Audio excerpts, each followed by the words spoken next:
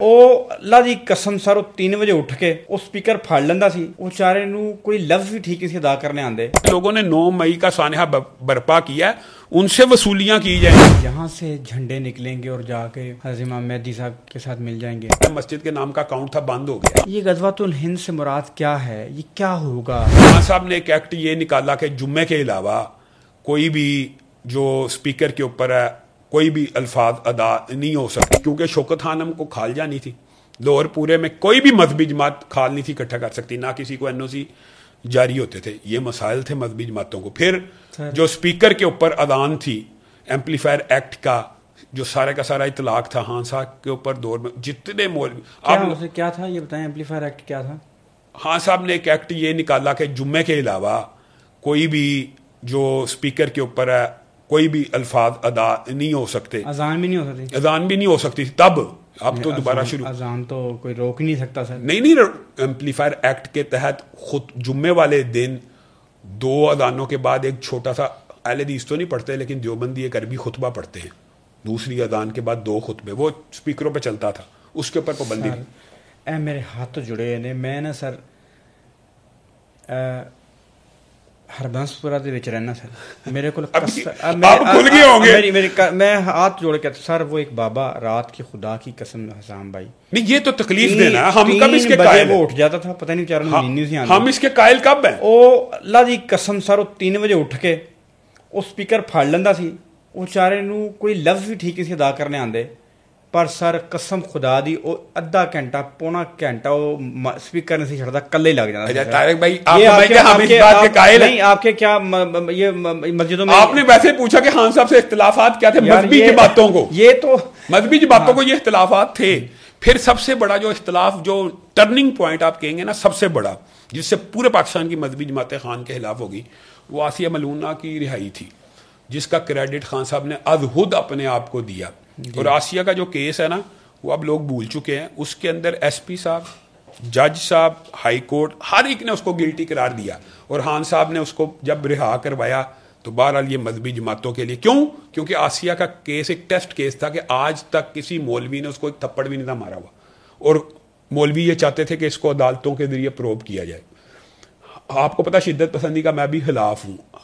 मसला क्या है, हदीस के ऊपर सबसे ज़्यादा तौहीन के पर्चे होते हैं, लेकिन इसका ये मतलब नहीं है कि अगर 75 साल में आप क्या समझते हैं कभी तौहीन हुई नहीं हुई है, तो आज तक एक मुल्ज़म को भी सजाए मौत क्यों नहीं हुई?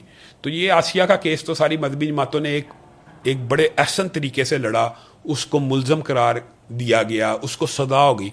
तो एक सजाशुदा मुल्ज़म को खान साहब रिलीफ देंगे कैसे? अदालत ने रिलीफ दिया था। अब ये देखें, अब मैं यही चाहता था आपसे सुनना। खान साहब खुद कहते हैं, अपना उनका इंटरव्यू है, कि आसिया को मैंने रिहा करवाया अदालत के जरिए, अदालत ने रिलीफ दिया। ये बात आपकी दुरुस्त है, लेकिन किसके कहने पे? खान साहब खुद उसका क्रेडिट लेते हैं।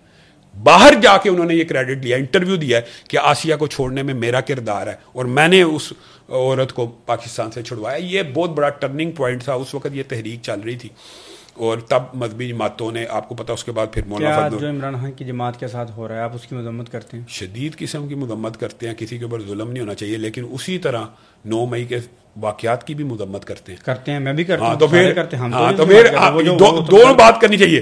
जुल्म किसी तौर पे भी 9 मई को भी जस्टिफाई नहीं किया जा सकता, मजम्मत की जा सकती, मजम्मत नहीं किया। बल्कि मैं तो ये समझता हूँ जिन लोगों ने 9 मई का सानहा बर्पा किया है, उनसे वसूलियां की जाएं। अच्छा, ये जो अमलाक का नुकसान हुआ। अब मैं थोड़ा सा सारी गुफ्तगू को हटा के थोड़ा सा आगे बढ़ाना है सर। ये बताइएगा, ये जो गज़वतुल हिंद कहा जाता है, इस खत्ते के बारे में बात की जाती है, ये हमारे के अहादीस मुबारक की किताबों में है। ये गज़वतुल हिंद से मुराद क्या है, ये क्या होगा, ये कौन करेंगे, कौन लड़ेगा, क्या है, इसकी डिटेल क्या है हदीस नबविया में? तारिक भाई, बुनियादी तौर पे ये कंसेप्ट आज क्लियर कर लेना चाहिए कि ग़ज़वा हिंद क्या एक जंग को कहते हैं या मुसलसल जंगी अमल को कहते हैं। तो रसूलुल्लाह सल्लल्लाहु अलैहि वसल्लम की जो हदीस है मुस्नद अहमद और दीगर कुतुब में, कि अबू हुरैरा से भी रिवायत है और दीगर सहाबा से भी, कि अगर मैं ग़ज़वा हिंद को पालूँ तो मैं उसमें शामिल हूँगा। क्योंकि रसूलुल्लाह सल्लल्लाहु अलैहि वसल्लम ने किसी जंग के बारे में ऐसा नहीं कहा कि मैं उसमें शामिल ना भी हूँ, फिर भी वो गज़वा कहते किसको हैं? जिसमें रसूलुल्लाह सल्लल्लाहु अलैहि वसल्लम बज़ाते खुद शरीक हों। एक ऐसी जंग جس میں رسول اللہ عملی طور پہ شریک نہیں ہے لیکن کہیں وہ غزوہ ہے، یعنی اس کی فضیلت یہ ہے جیسے میں محمد صلی اللہ علیہ وسلم آپ کے ساتھ جنگ میں ہوں. یہ ویسے ہی ہے حدیث کہ جس نے رمضان میں عمرہ کیا اس نے گویا میں محمد کے ساتھ حج کر لیا صلی اللہ علیہ وسلم. تو باقاعدہ باضابطہ طور پہ اس جنگ کو رسول اللہ نے غزوہ قرار دیا کہ گویا میں بھی اس میں شامل ہوں، اس کی ابتدا میں کر رہا ہوں. تو اس جنگ کے حوالے سے یہ بات سمجھنے کی ضرورت ہے کہ ہر وہ حملہ، ہر وہ جنگ جو ہند کے علاقے میں شرک کے اڈوں کے اور بت پرستوں کے خلاف لڑی جائے گی وہ ایک جنگ نہیں ہے. وہ محمد بن قاسم کا حملہ بھی تھا، وہ محمود غزنوی کے حملے بھی تھے، اور وہ قیامت تک ہند کے اس ہندوستان کو ہی کہتے ہیں کہ جہاں پہ ہندوؤں کی حکومت ہوگی ان کے خلاف جو جنگ لڑی جائے گی اس کو غزوہ ہند. ہمیشہ ایک جنگ نہیں ہے، ہر مارکا غزوہ ہند ہوگا. اور رسول اللہ صلی اللہ علیہ وسلم کی باقی احادیث کو اگر دیکھیں خراسان کے جھنڈوں والی، تو وہ بھی اس لشکر میں بھی شمولیت کا مسلمانوں کو تلقین کی. یعنی 2 لشکر ہیں جن میں رسول اللہ نے ہدایت کیا شامل ہونا چاہیے، ایک غزوہ ہند کے اندر اور ایک وہ امام مہدی کے لشکر کے اندر جو خراسان سے نکلے گا، گویا پاکستان افغانستان کا جو آج کل کا ایریا. تو ہند کے حوالے سے تو یہ بات واضح ہونی چاہیے کہ وہ ایک جنگ نہیں تھی. لوگ کہتے ہیں جی وہ تو محمد بن قاسم لڑ چکا ہے، وہ جی ہو چکی ہے، وہ ہو چکی ہے، وہ بھی اس میں شامل ہے، لیکن بنیادی طور پہ غزوہ ہند تب تک جاری رہے گا جب تک ہندوستان پورے کا پورا مسلمانوں کے زیر تسلط نہیں آ جاتا. لوگ کہتے ہیں وہ جو اکبر کے دور میں، بابر کے دور میں آ گیا تھا، لیکن ان کے راجے مہاراجے اور مختلف چھوٹی موٹی ریاستیں ختم نہیں تھی ہوئی. جب مکمل وائپ آؤٹ ہو جائے گا غزوہ ہند مکمل ہو جائے گا. یہ بتائیے گا، یہ کہا جاتا ہے کہ یہاں سے جھنڈے نکلیں گے اور جا کے حضرت امام مہدی صاحب کے ساتھ مل جائیں گے، یہ پاک فوج ہی ہوگی؟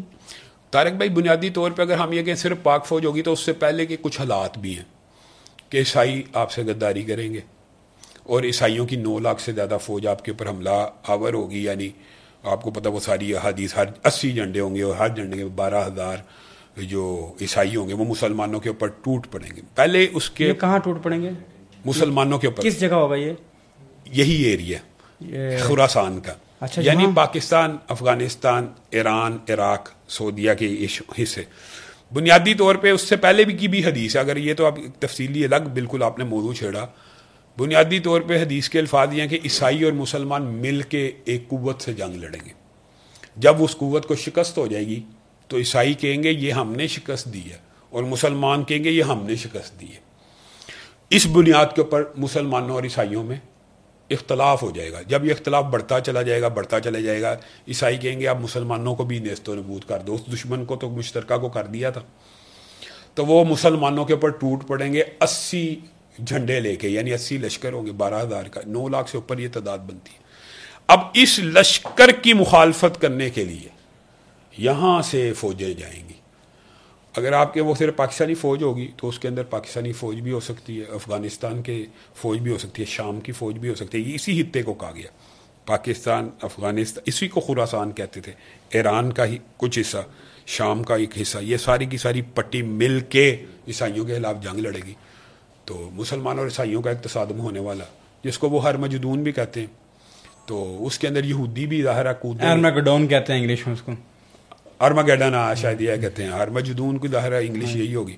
تو بنیادی طور کے اوپر، لیکن اس کے اندر ایک پازیٹیو بات یہ ہوگی کہ جو اب آج آپ اسرائیل کو بنتے ہوئے دیکھ چکے ہیں تو آپ کو یہ بات سمجھ آ جائے گی. کبھی میں سمجھتا ہوں ہمیں تو چلو ہم اس دور میں پیدا ہوئے، ملک موجود میں تھا، لیکن وہ لوگ کیسے اس حدیث کو سمجھتے ہوں گے کہ ایک وقت آئے گا کہ اس علاقے میں تو پھر ہر درخت اور ہر پتھر پکار اٹھے گا کہ میرے. لوگ سوچتے ہیں یار ادھر یہودی آ جائیں گے. 100 سال پہلے تو ہے ہی 200 سال، یعنی کہ 1917 سے پہلے جب بالفور ڈکلیریشن ہوا ہے تو پھر وہاں لوگوں کو یعنی لیکن حدیث تھی کہ ایک وقت آنا ہے کہ درخت بھی کہے گا کہ میرے پیچھے یہودی چھپا ہے، مسلمان اس کو پکڑ لے. پتھر بھی کہے گا. تو وہ وقت انشاءاللہ مسلمانوں کے لیے آنے والا ہے. اگرچہ ابھی ہم اس فیز سے گزر رہے ہیں کہ رسول اللہ صلی اللہ علیہ وسلم نے فرمایا تھا ایک وقت آئے گا کہ بھوکے تم پہ ایسے ٹوٹ پڑیں گے، جیسے قومیں تم پہ ایسی ٹوٹ پڑیں گی جیسے بھوکے دسترخوان پہ ٹوٹتے.